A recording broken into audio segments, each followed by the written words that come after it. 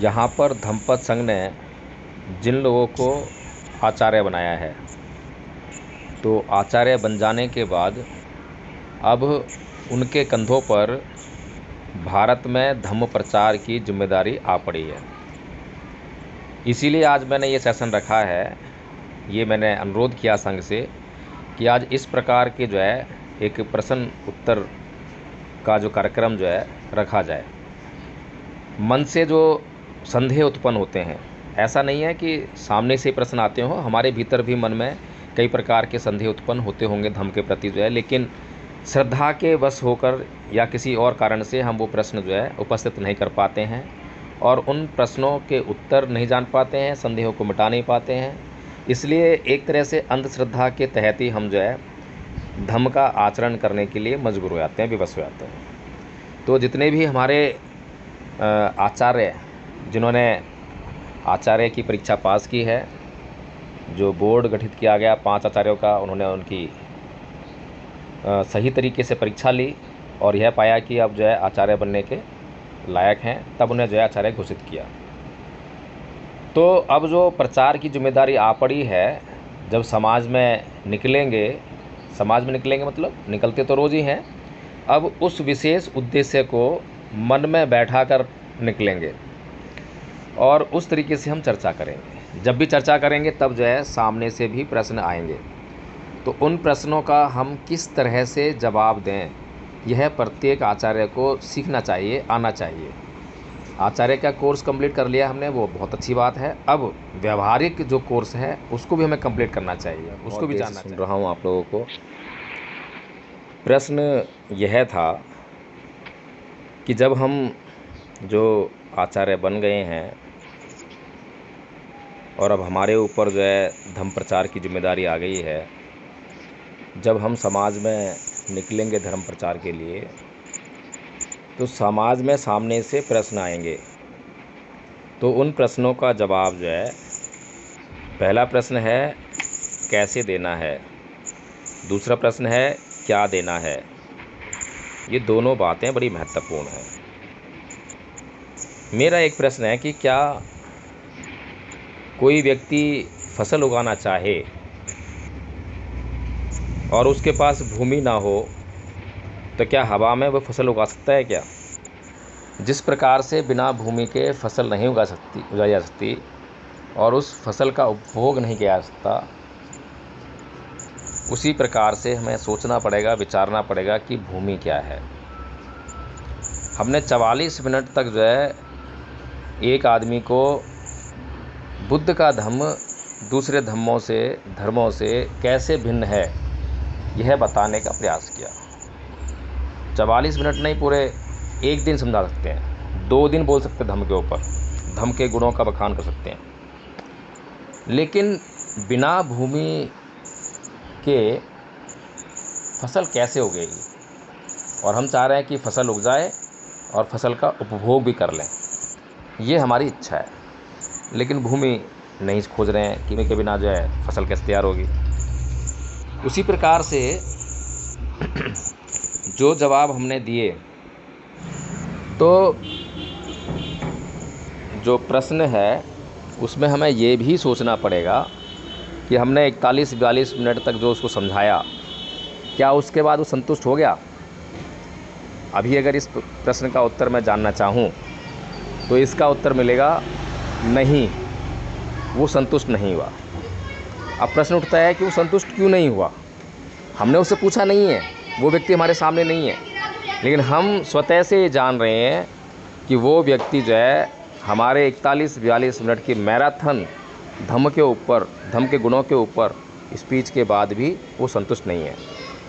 कारण ये है कि वह व्यक्ति आपका ये उत्तर सुनने के लिए आपके पास नहीं आया। तो हमें सबसे पहले जो है, इतनी देर हमने मेहनत की, सबसे पहले हमें ये जांचने का प्रयास करना चाहिए था कि क्या वास्तव में वो आपसे जो है बुद्ध के धम्म के बारे में जानने के लिए आया है, या फिर बस अपना जो है कुछ आड़ा तिरछा सवाल लेकर आया है, बहस करने आया है, आपको उलझाने आया है। तो इस बात की हमें जांच करनी चाहिए थी। सबसे पहले हमें ये जानना चाहिए था कि भाई आप जो धर्म की बात कर रहे हैं या धम्म की बात कर रहे हैं तो आप क्या समझते हैं, पहले उसकी मन की बात लेनी चाहिए कि उसको कितनी जानकारी है। अगर वो धर्म को जो है परिभाषित कर दे, धर्म के बारे में बता दे, यही है वो भूमि जो है जिसकी मैं बात कर रहा था।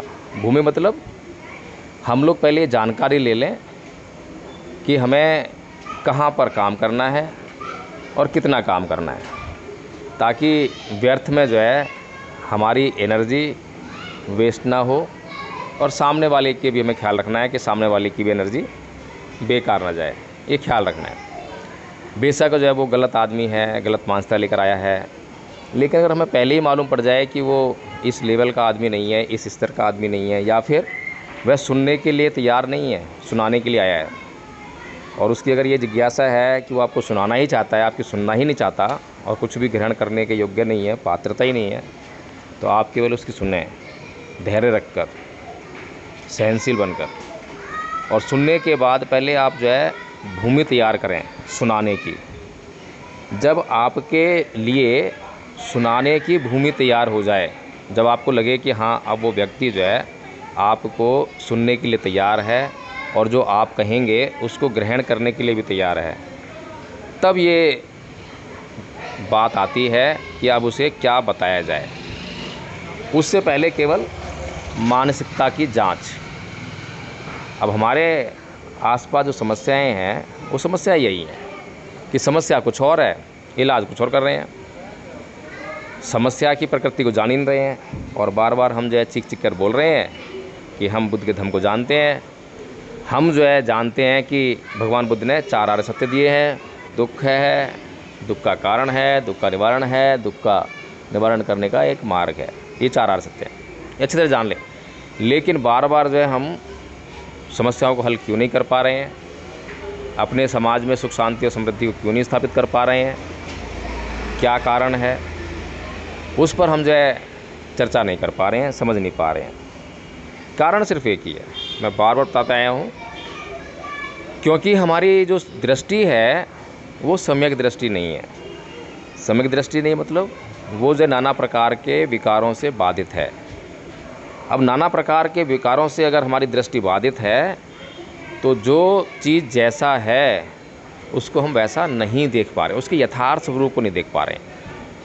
हम खाली जो विकारों से युक्त चित्त है, जो हमारी इंद्रियां हैं, जो हमारे सामने वो जो दृश्य प्रस्तुत कर रही हैं वही देख पा रहे हैं, लेकिन हमारे जो चित्त में शुद्धता ना होने के कारण जो है जो यथार्थ है उससे हम बहुत दूर हैं। तो इसलिए हम जब समस्या की मूल प्रकृति को नहीं समझ पाएंगे तो हम निदान कैसे दे पाएंगे।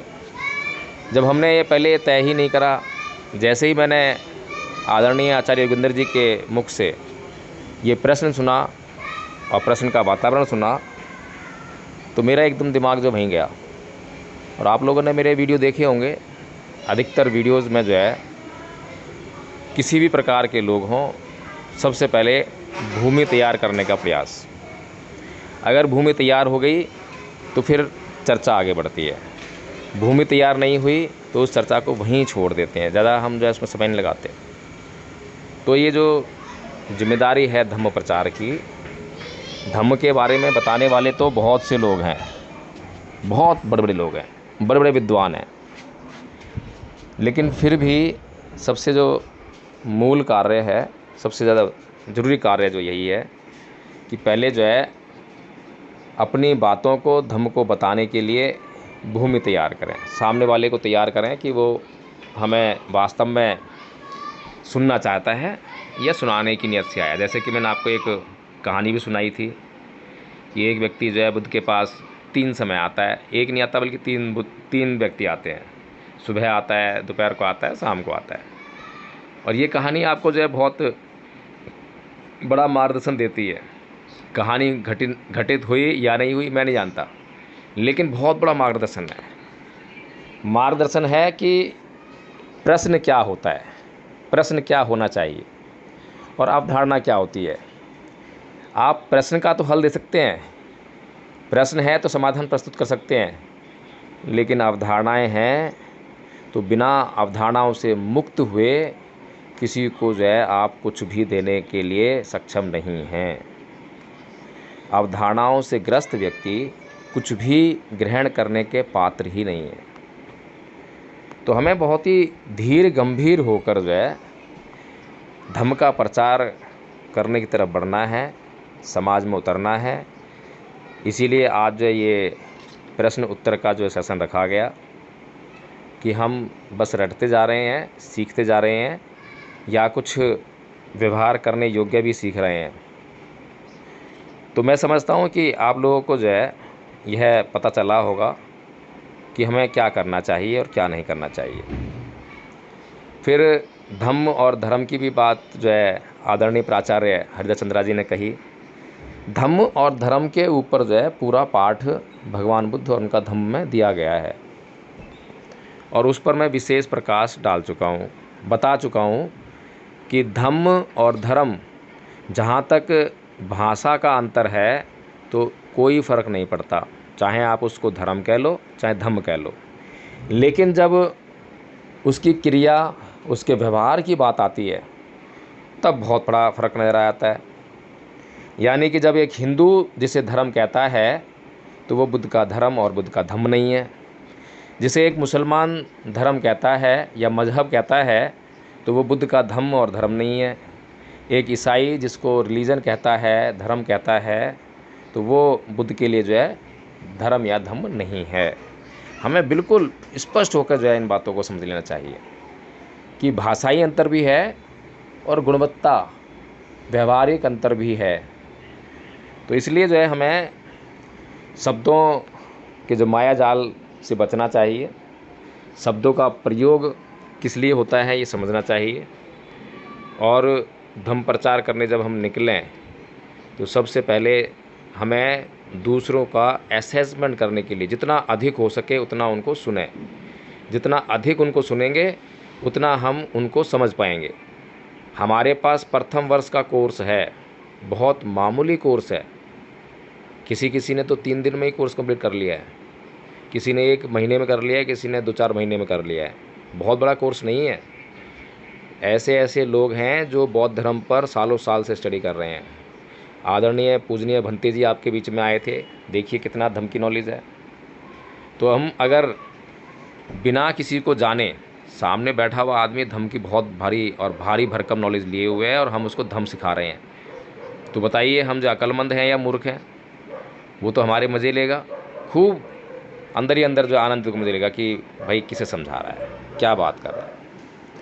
अभी मैं एक रिश्तेदारी में गया तो वहाँ पर हमारा एक रिश्तेदार आया, उसे पता नहीं है कि क्या रिश्तेदारी है और क्या नहीं है, कुछ नहीं मालूम। मैंने उससे चर्चा की थोड़ी सी जो है संविधान के बारे में।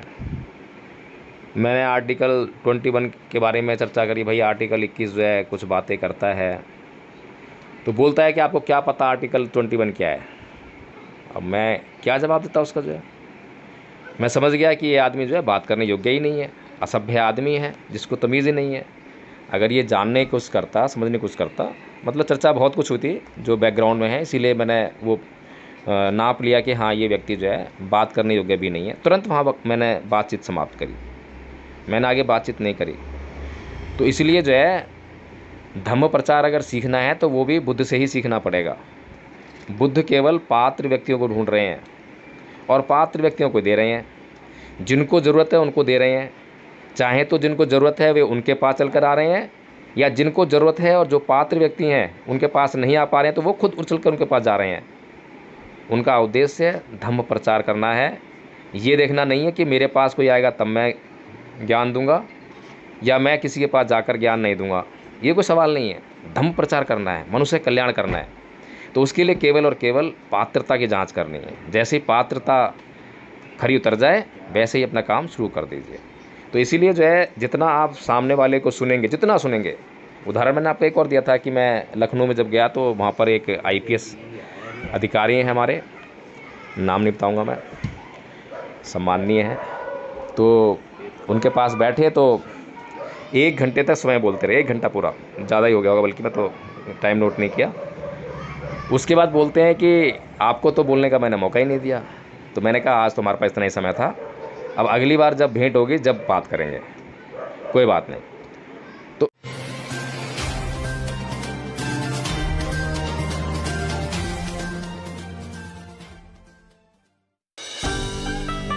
बदलाव कर पाया हूँ और अपने जीवन के साथ साथ अपने परिवार के सदस्यों का भी बदलाव कर पाया हूँ। ये केवल जो है धम्म सत्संग के माध्यम से हो पाया है और बहुत अच्छा, जिस तरीके से मैं भी चाहता हूँ कि जिस तरीके से मैंने अपना परिवर्तन किया, अपने परिवार का किया है अपने जीवन में, और ये परिवर्तन जो एक वैज्ञानिक दृष्टिकोण की तरफ है, तो इसी तरीके से मैं भी चाहता हूँ कि और लोगों के भी जीवन से जो चाहते हैं कि हमें अपने जीवन में बदलाव करना है, तो हम उन्हें ढूंढें और उनके जीवन में परिवर्तन करने का प्रयास करें। वकील साहब जी है, वकील साहब जी ने पढ़ाई की है और उनको बोलने का भी बहुत अच्छा तजुर्बा है। हमसे ज़्यादा सीखे हैं, हमसे ज़्यादा जानकारी हासिल है। हमने जो शब्द रखे शॉर्ट में रखे, जानो छानो मानो, वो गलत नहीं है और छोटे शब्दों में कोई समझ नहीं पाता। इसीलिए आदरणीय वकील साहब जी बहुत सारी बातें रख करके समझाने का प्रयास करते हैं, बताने का प्रयास करते हैं।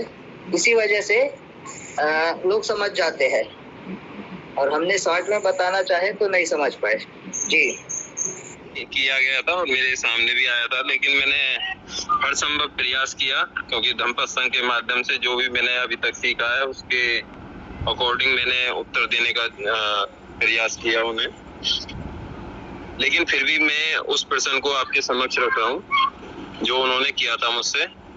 एक वीडियो देखने के बाद में उन्होंने, आदरणीय वकील साहब जी की वीडियो देखने के बाद में मेरे पास कॉल किया था और बहुत गुस्से में उन्होंने जो ये प्रश्न किया था कि आप ऐसी बातें फैलाते हैं, और तो मैं उस प्रश्न को रखता हूँ। उन्होंने प्रश्न किया था कि बौद्ध धर्म जो है और धर्मों से अलग कैसे है, लेकिन मैंने उन्हें जवाब दिया था कि हम जो बौद्ध धर्म है वो साइंटिफिक तरीके से वैज्ञानिक दृष्टिकोण पर जो है बात करता है, किसी आडंबर को मानने के लिए बाधित नहीं करता है। वो हम जो है इसमें समझाने का ये प्रयास करते हैं कि आप उस बात को तब मानिए जब आप उसे ठीक समझें। मैंने इस तरीके से उन्हें जवाब देने का प्रयास किया था, लेकिन फिर भी वो बहुत ज्यादा उसमें गुस्से में थे। लेकिन मैं जितना मुझसे हो सका मैंने जवाब दिया। लेकिन मैं चाहता हूँ आप सब आदरणीय आचार्य एक बार मार्गदर्शन करें इस पर कि कैसे हम जो है, यदि इस तरीके की कॉल आती है तो कैसे उनका जो है जवाब दें हम। जी, मैंने अपनी बात रखी। आचार्य राम भाव जी कांडे जय, आप बताएं प्राचार्य जी। जी बहुत बहुत साधुवाद। आपका बहुत महत्वपूर्ण प्रश्न है और सबका जो है कहीं न कहीं इसका सामना करना पड़ेगा। जो फील्ड में जाते हैं उनको करना पड़ता है। तो मैंने इस प्रश्न का उत्तर जो मैंने दिया धम्म सत्संग में जुड़ने के बाद, ये जो धम्म है, जो बुद्ध का मार्ग है, वो मानव के इसी जन्म में उसके कल्याण हेतु जितने भी रास्ते हैं सभी इसी में मौजूद है। और अन्य धर्मों में मानव के पिछले जन्म की बात या अगले जन्म की लालसा में ऐसे भी कर्म करवाए जाते हैं जो पाखंड में या कह लीजिए अवैज्ञानिक, अतार्किक और मौलिक नहीं होते। यही मैंने उनका उत्तर दिया था। संक्षेप में मैं यही कहना चाहूँगा कि मतलब बौद्ध धर्म जो है वैज्ञानिक और है बौद्ध धर्म की जो है, मेरी बात को मानिए ही। और वो तो एक आता है कि आपके तर्क पर, आपके बुद्धि विवेक पर और मतलब अगर खरा उतरता हो तब मानिए, नहीं तो मत मानिए। और मानिए तब जिसमें आपको लाभ भी हो, जो मेरा मानना है। बाकी वकील साहब आप बताएं। जी आदरणीय आचार्य जी, सबसे पहले हम आचार्य अशोक जी से कहते हैं कि आप जो है उसके विषय में लिख लिया है और सुन लिया है कि बौद्ध धर्म सबसे अलग क्यों है।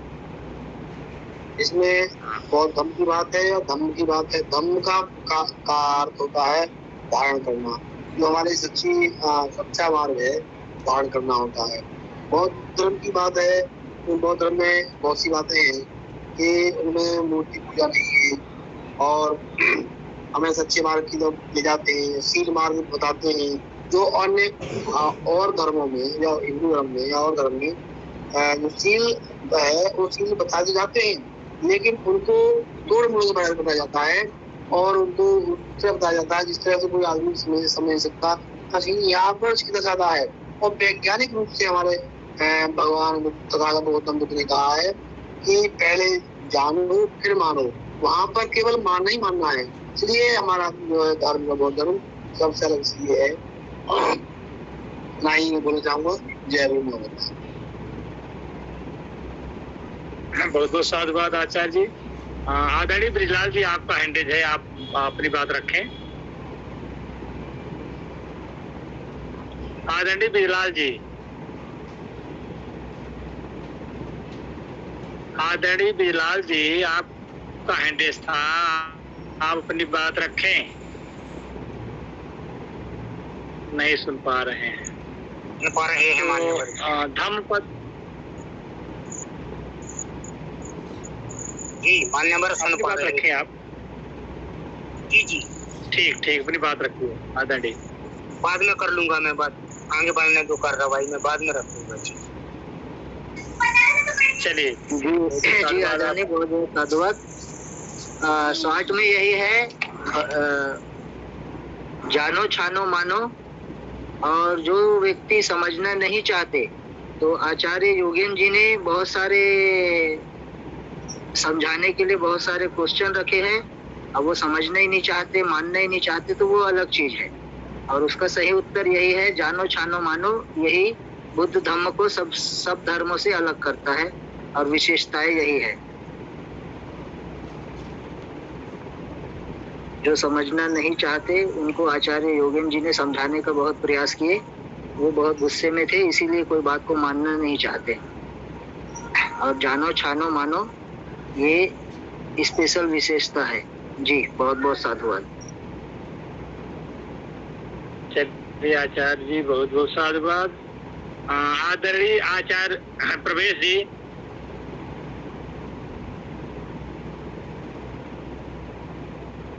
आदरणीय आचार्य प्रवेश जी,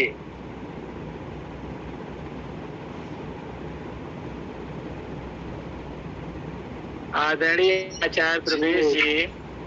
जी आदरणीय जी, आप अपनी बात रखें। जो प्रश्न है। जी आदरणीय जी, सर्वप्रथम तो इसमें ईश्वरवादिता नहीं है और समानता है। बाकी अन्य धर्मों में असमानता है और कहीं न कहीं एक पर्टिकुलर एक ईश्वर या एक निश्चित नायक को जो है निश्चित किया हुआ है। सत्य है, झूठ नहीं है और जाति व्यवस्था नहीं है।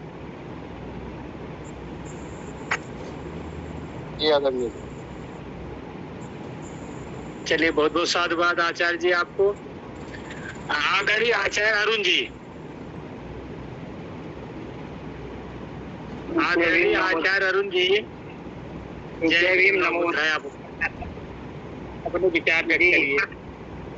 प्रश्न यह है कि बौद्ध धर्म अन्य धर्मों से अलग कैसे है। जहाँ तक हम समझ पाए हैं, बौद्ध धर्म मतलब अपने जो आचरण है व्यक्ति के, उनको शुद्ध करने पर जोर देता है। जो व्यक्ति के आचरणों में कमी है, सर्वप्रथम वो एक अच्छा इंसान बनने पर मजबूर करता है। अपने धर्म के जो भी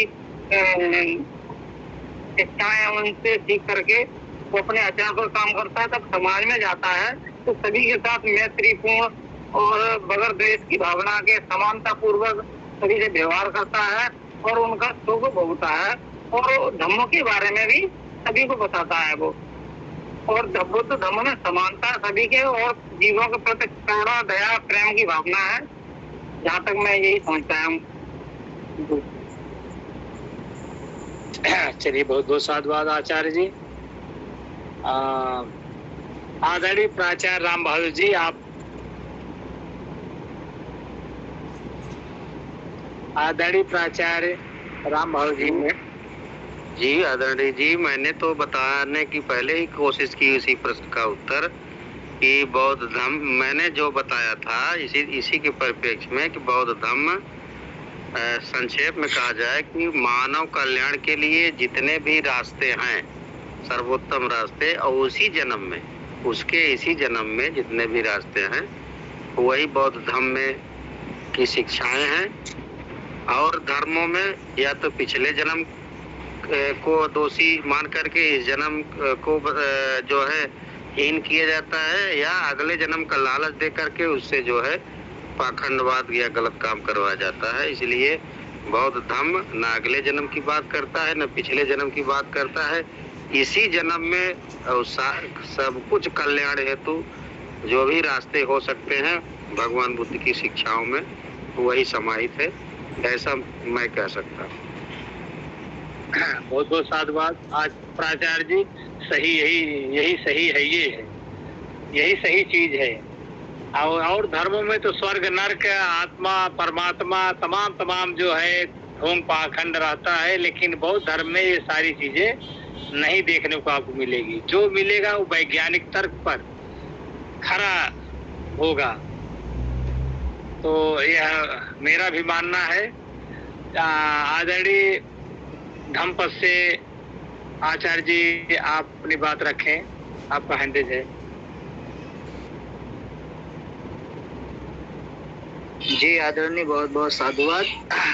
मैं एक बार फिर से बोलना चाहूँगा, जो बाबा साहब जी ने बहुत अतः प्रयास से सभी धर्मों का विश्लेषण करके, सभी धर्मों को पढ़ करके, सीख करके उन्होंने सबसे बेस्ट धर्म चुना, बुद्ध का धम्म।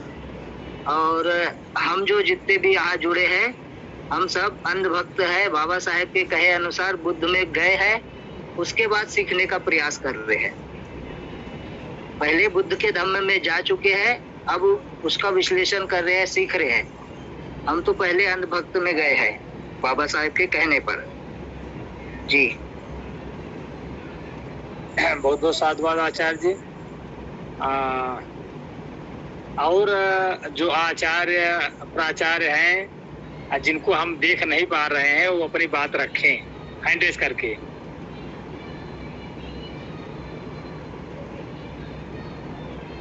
आदरणीय आचार्य प्राचार्य जी जो अपनी बात रखना चाहते हैं हैंड रेज करके रखें, क्योंकि जितने लोग हमको दिखाई दे रहे हैं सबसे मैंने आदरणीय प्राचार्य जी आप आ गए हैं।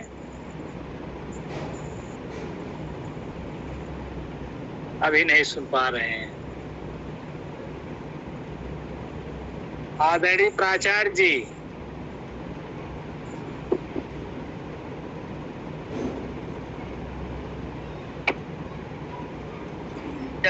बोले, आदेश करें।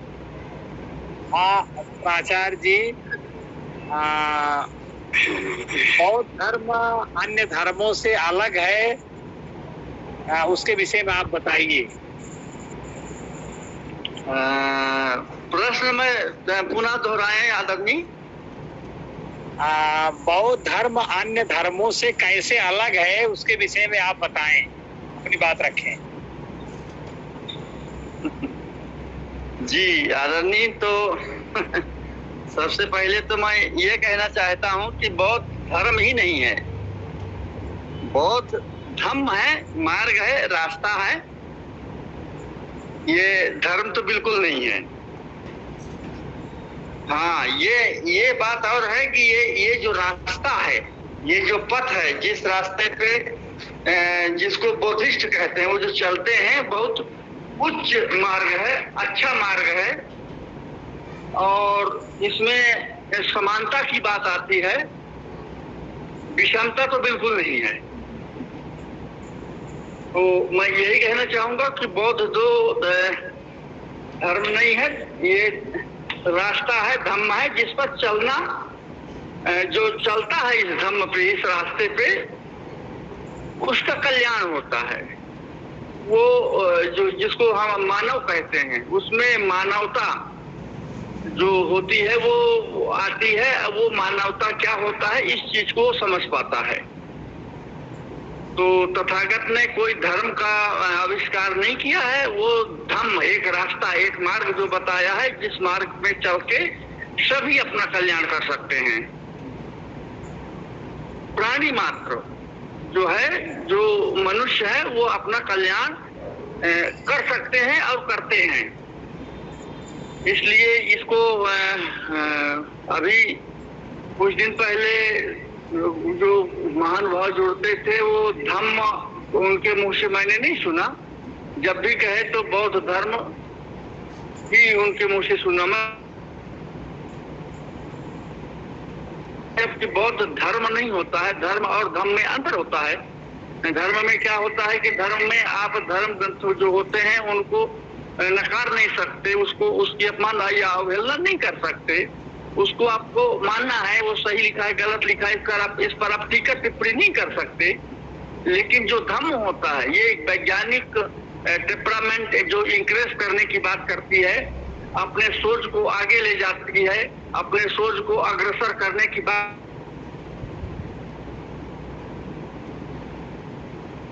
परमात्मा, खुदा, गॉड कुछ भी होता है, वो धर्म कहता है, जिसको आपको मानना है, ये आपकी मजबूरी होती है। लेकिन धम्म में ऐसा कुछ नहीं है। धम्म में आप अपने, तथागत कहते हैं कि अतर्विवाह,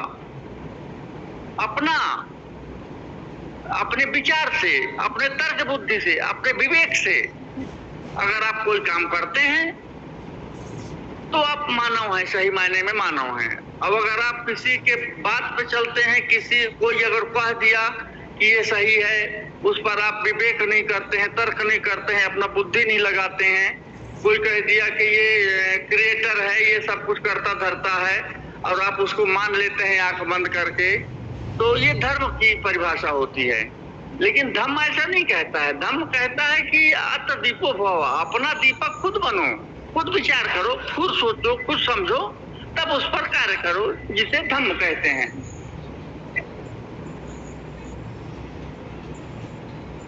तो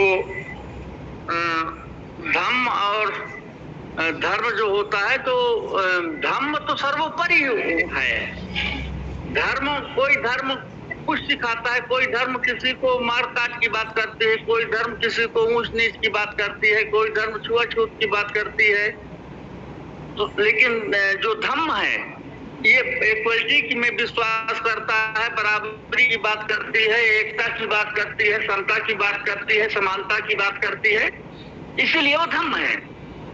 लेकिन धर्म में एकता नहीं पाई जाती है, समानता नहीं पाई जाती है, समता का कहीं नामो निशान नहीं होता है, जिसे धर्म कहते हैं, जिसे थोपा जाता है, जिसे अपने विचार से आप काम नहीं कर सकते, अपने विवेक से आप काम नहीं कर सकते, जिसको धर्म कहते हैं। आप सिर्फ और सिर्फ जो धर्म ग्रंथों में लिखा है उसको, उसी को आपको मानना है, उसी पर आपको चलना है। वो सही लिखा है, गलत लिखा है, उस पर आप टीका टिप्पणी नहीं कर सकते, जिसे धर्म कहते हैं। लेकिन धम्म एक अलग चीज है, जो अपने विवाद, अपने विवेक, अपने जो अपनी शिक्षा दीक्षा के आधार पर आपका क्या विचार, क्या बनता है, अपने क्या सोचने की क्षमता होती है, इस पर तर्क वितर्क करके, और उस पर जो आप काम करते हैं, उस पर जो आप चलते हैं, उसको जो अमल कहते हैं, उसके धम्म कहते हैं। इसलिए धम्म जो है सर्वोपरि होता है। धम्म आपको अपनी स्वतंत्रता, अपनी आजादी की बात करती है। आप स्वयं आजाद हैं, आप स्वयं स्वतंत्र हैं, आप स्वयं अपने आप में स्वतंत्र हैं, और अपने आप में एक महत्वपूर्ण काम करने की आप में अगर क्षमता है तो आप कर सकते हैं। ये धम्म सिखाता है। इसलिए धम्म सर्वोपरि होता है। इसीलिए तथागत ने धर्म की बात नहीं कही है, धम्म की बात कही है। कि आप अपना काम स्वयं करो, अपना दीपक स्वयं बनो, अपना रास्ता स्वयं चुनो। आपको कोई बता सकता है, कह सकता है, दिखा सकता है, लेकिन चलना है आपको पड़ेगा, उस पर कार्य करना है आपको पड़ेगा, जिससे आपको कल्याण हो। जी बहुत बहुत साधुवाद, बहुत बहुत आभार, धन्यवाद। बहुत बहुत साधुवाद आचार्य जी, आपने बहुत अच्छी बात बताई। आदरणीय ब्रिजलाल जी, आपका हैंडेस था, आप अपनी बात रखें। जी जय भीम, नमो बुद्धाय सभी आचार्य प्राचार्य धम्म साथियों को। जी आपो दीपो भवा। जी तो यह जो प्रश्न था कि आपो दीपो भवा, स्वयं को सक्षम इतना होना चाहिए कि कोई भी व्यक्ति अगर प्रश्न कर रहा है तो उसका निराकरण शायद वहीं का वहीं कर देना चाहिए जो बुद्धिस्ट है। और अगर संग में बात आ गई है तो कोई बात नहीं। भगवान बुद्ध की अनुकंपा कहती है कि हिंदू, मुस्लिम, सिख, ईसाई जो चार धर्म बताए गए हैं, सभी भाई भाई बताए गए हैं। अभी इसमें बुद्ध धर्म का कोई नाम नहीं है। तो ये जो चारों धर्म हैं, हिंदू, मुस्लिम, सिख, ईसाई, तो सबने अपने धर्म में, अपने धर्म में एक अवतार का रूप बताया है कि मुस्लिमों में फलाने मसीहा, फलाने पैगंबर, फलाने महबूब आएंगे और वो फलाने फलाने के उत्तराधिकारी हैं। मैं ज़्यादा तो नहीं जान पाता हूँ, मेन बात को पकड़ता हूँ। ऐसे ही हिंदुओं में मेरे फलाने के अवतार, फलाने भगवान, ऐसे ही सिखों में, ऐसे ईसाई। तो हमारा जो बुद्ध धर्म है, इसमें भगवान बुद्ध कहते हैं, मैं एक माता पिता से जन्मा एक मनुष्य, एक इंसान हूँ, मैं कोई अवतार नहीं हूँ।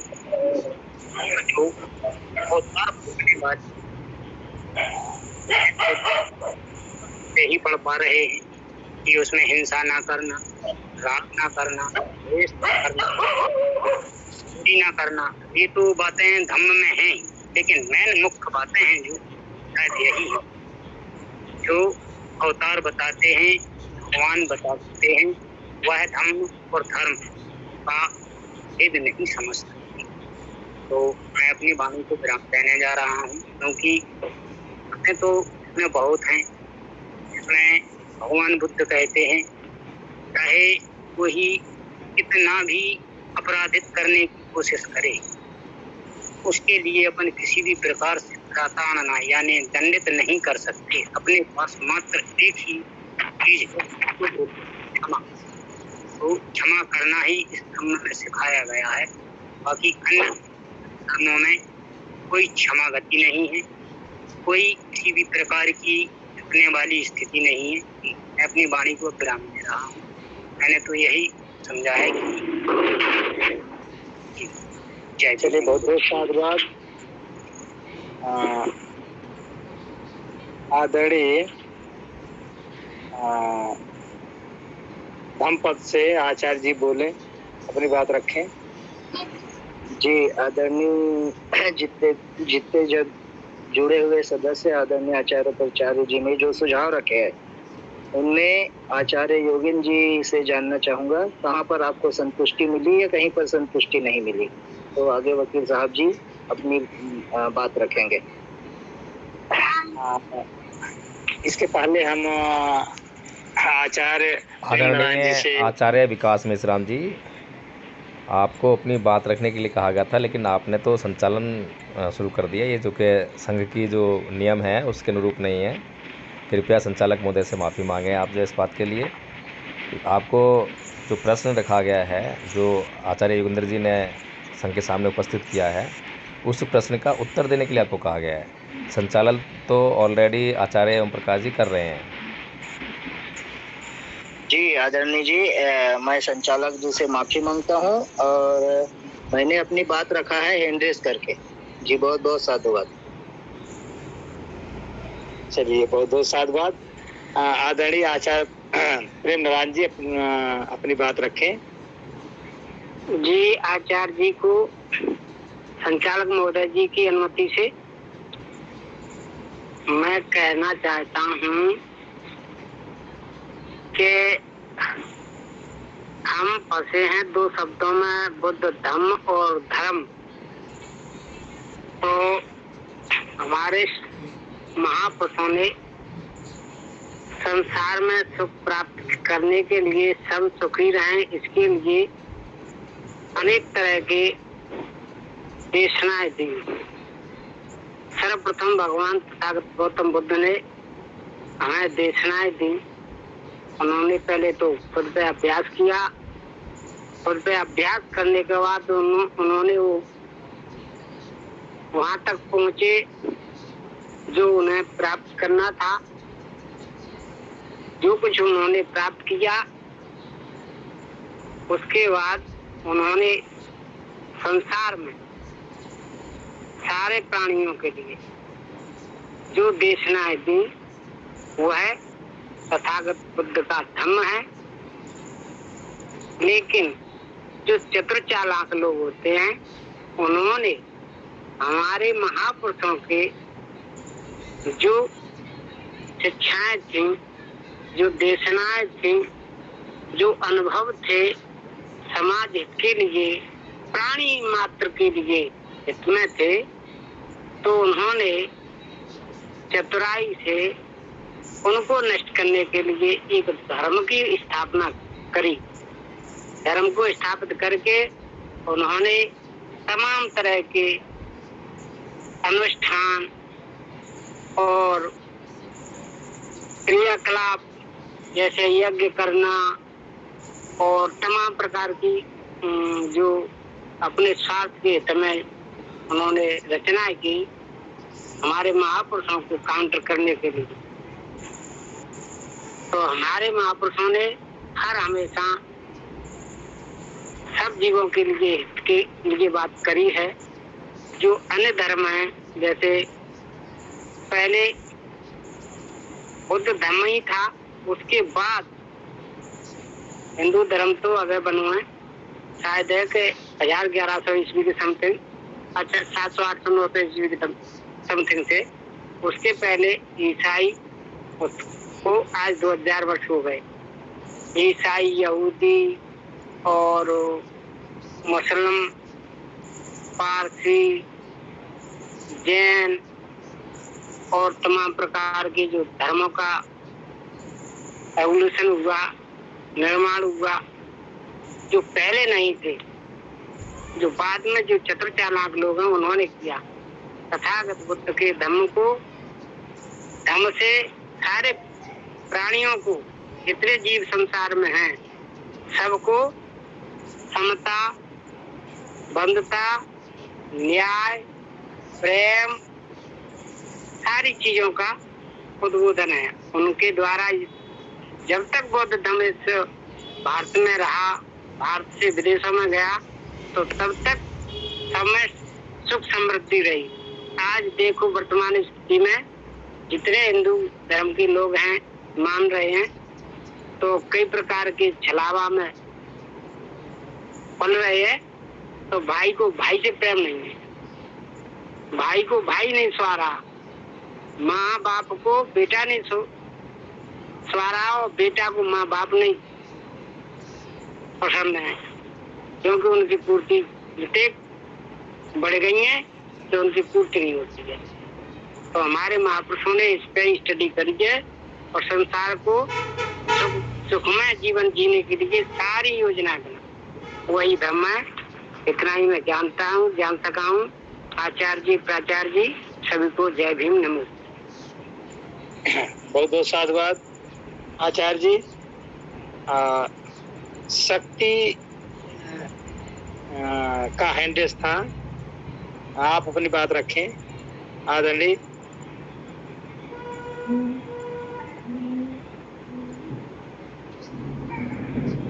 आदरणीय शक्ति जी, आपका हैंडेस था, अपनी बात रखें।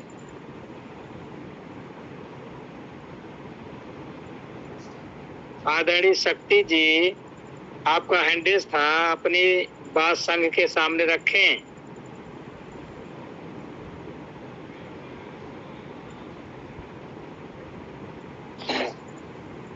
यदि किसी आचार्य को अपनी बात रखनी है तो अपनी बात रख सकते हैं हैंड रेज करके।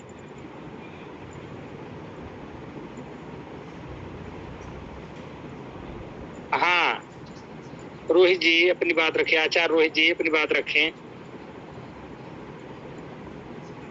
जी, जय भीम नमोबुद्धाय सभी को। अच्छा प्रश्न उठाया है कि बौद्ध धर्म कैसे भिन्न है बाकी धर्मों से।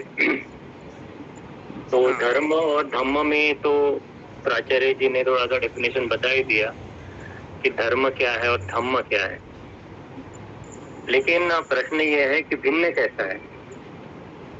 तो भिन्नता सिर्फ एक शब्द पे है इस तथागत के पूरे धम्म का, और दूसरे धर्मों का जो भिन्नता है सिर्फ एक शब्द पे है पूरी भिन्नता। अगर आप पूरा विश्लेषण करें और पूरा पढ़ ले, पूरी स्टडीज करें, तो सिर्फ एक शब्द भिन्न करता है जो कि बाकी धर्मों में आपको ढूंढने से भी नहीं मिलेगा, और वो है सिर्फ और सिर्फ विद्या, नॉलेज। तथागत का धम्म हमें नॉलेज देता है, हमें ऐसे अंधकार से निकालने के लिए प्रेरणा देता है और शक्ति देता है कि वो कहता है कि जो आप देख रहे हो, जिसको आप जान रहे हो, वो सच नहीं है। इससे भी आगे तुम्हें जानने के लिए अपने आप को तैयार करना होगा। और उन सारी की सारी मिथ्या दृष्टि, मिथ्या मान्यताएं, मिथ्या रीति रिवाज जो हजारों परंपरा से ये धर्म जो चलाते आ रहे हैं और ढोते आ रहे हैं, ईश्वरवाद, पुराण, पंडितवाद, इन सारी चीजों को नकार के हुए तथागत ने जो समझाया, वो समझाया कि इस संसार में सब अनित्य है। संसार ने जब अपनी खोज की, तथागत ने जब खोज की, तो तथागत अपनी खोज में बोलते हैं कि मैं मतलब इतना ये सृष्टि इतनी ये क्षण भंगुर है कि मैं जब अपनी एक आंख जब ये करता हूँ, वन चालू करता हूँ, तो एक उतने सेकंड में कितने से भी परमाणु उड़ते हैं और कितने परमाणु नष्ट हो जाते हैं। परमाणु की बात करने वाला इस दुनिया में पहला जो कोई व्यक्ति हुआ वो तथागत, जो आज साइंस हमें दिखा रहा है कि हर एक चीज परमाणु से बनी हुई है। और परमाणु की बात करने वाले आज 2025 साल पहले तथागत भूल के गए, जिन्होंने अपने अनुभव से बता गया। तो ये जो धम्म है वो हमारे उस मस्तिष्क में जो छुपे हुए जो अज्ञानता है उसको दूर करने का एक सबसे पहला प्रयास, जो कि बाकी धर्म हमें कभी नहीं दे सकते। जो बाकी धर्म क्या देंगे कि आप पहले तो भगवान को मानो, भगवान को में बिलीव करो, भगवान को बिलीव करने के बाद फिर आप अपनी इच्छाएं उनके पास रखो, और तब जाके फिर उसी मान्यताओं में, उसी पागलपन में अपना पूरा जिंदगी गुजार दो। लेकिन तथागत क्या सिखाते हैं अपने धर्म में? तथागत सिखाते जागरूकता, तथागत सिखाते हैं जो 5 जो इंद्रिय है हमारी, उसके प्रति होने वाली जो व्यवहार है वो कैसा प्रतिक्रिया करती है, कैसे विषय उत्पन्न करती है, हमारे मन में जो उत्पन्न होती है उसकी वजह से क्या प्रतिक्रिया होती है, उसकी वजह से क्या परिणाम होते हैं, तथागत ये सिखा रहे। और उससे फिर हमें जो ज्ञान प्राप्त होता है वो उससे जो ज्ञान जो नॉलेज हमें मिलता है, उससे हमें पता चलता है कि आगे का संसार है क्या, इस संसार की सच्चाई क्या है। तो तथागत समझाना चाहते हैं कि इस संसार की सच्चाई को तुम जान जाओ। अगर हम इस संसार की सच्चाई को हम जान गए तो अपने आप अपने जीवन से, और जो भी जो बोलते हैं ना, ये जन्म चक्र का जो चक्र है, जो ये हमारे वैचारिक चक्र है, जो जन्म चक्र के भव चक्र में हम फंसे हुए हैं, तो ये जन्म चक्र के जो भव चक्र है या फिर अपने दुखों से निकल जाओगे तुम, अगर इस सच्चाई को तुमने जान लिया। तो तथागत का जो मार्ग है एक तरह से हमें अज्ञानता से ज्ञान की ओर ले जाने वाला मार्ग है। यही एक डेफिनेशन जो है, अज्ञानता से ज्ञान की ओर ले जाने वाला मार्ग, यही डेफिनेशन है जो पूरे के पूरे धर्म को रिप्रेजेंट करती है, जो कि बाकी के धर्म को नहीं करती। अगर आप देखिए, जो बाकी के धर्म आपको ज्ञान से अज्ञानता की ओर ढकेलेंगे, वो बोलेंगे कि नहीं आप ये उपवास करो, इस तरह का व्रत करो। क्रिश्चियनिटी में भी आप देखिए, आप फादर में बिलीव करो, बाद में फिर आपको भगवान ईश्वर चंगाई देंगे, तो आप कैसे प्रेयर्स करो, उसी में लोग लगे हुए हैं। आप मुसलमान लोगों में भी देखिए, और जूस है और सब लड़ाई झगड़े। तथागत का ऐसा धर्म है कि इन चीजों में बिलीव ही करने की बात नहीं करता है। वो करता है कि इन चीजों निकलो और सबसे पहले अपने ऊपर होने वाले जो अपनी आपके वैचारिक चीजों में जो चीजें हो रही है, आपके मन में जो चित्त में जो उत्पन्न हो रहा है, उसको आप जानो, उसको समझो, जागरूक होकर समझो, तब आप समझ पाओगे कि आखिर हो क्या रहा है, आखिर ये संसार बना कैसे और संसार में है क्या। तो ये जो खोज है, ये बहुत बड़ी खोज है जो तथागत ने करके दिखाया। तो ऋषि को समझना है अज्ञानता से ज्ञान की ओर का मार्ग, तो ये रिप्रेजेंट करता है और ये परिभाषित करता है तथागत ने।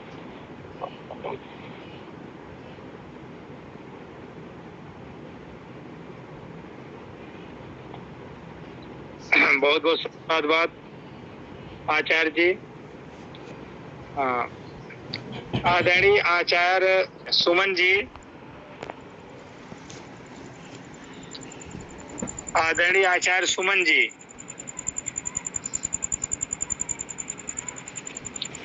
आदरणीय आचार्य सुमन जी नहीं सुन पा रहे हैं। आदरणीय संघ नायिका जी, आदरणीय संघ नायिका नीरज जी,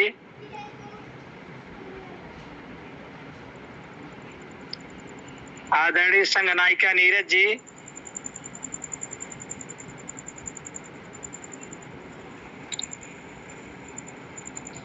जो भी आचार्य अपनी बात रखना चाहते हैं हैंड रेज करके अपनी बात रखें।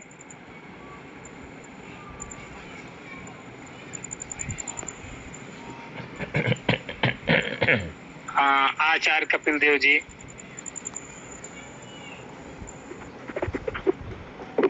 सभी को जय भीम, नमस्कार। मैं तथागत के मतलब ज्ञान के बारे में ये कहना चाहूँगा। हर एक चीज मतलब जो सोचने से हमें बुद्धि प्राप्त होती है, वही धम्म है। जो सही को सही दिखाता है वही धम्म। बस यही मैं कहना चाहूँगा। चलिए, बहुत बहुत साधुवाद।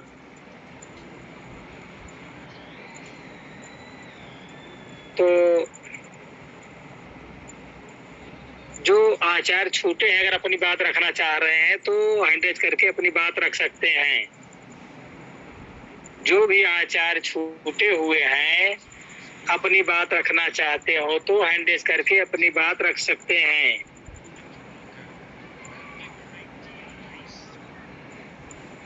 आदरणीय आचार्य अशोक जी। जी आचार्य जी, पंडित साहब है, उससे बात कर लीजिए। अब सबने अपने विचार व्यक्त कर दिए हैं, पंडित साहब ने। ठीक, बहुत बहुत साधुवाद। आदरणीय वकील साहब जी, आप अपनी बात रखें, बताएं हम लोग को कुछ बात इसके विषय में। जी बहुत बहुत साधुवाद, धन्यवाद एवं आभार संघ का।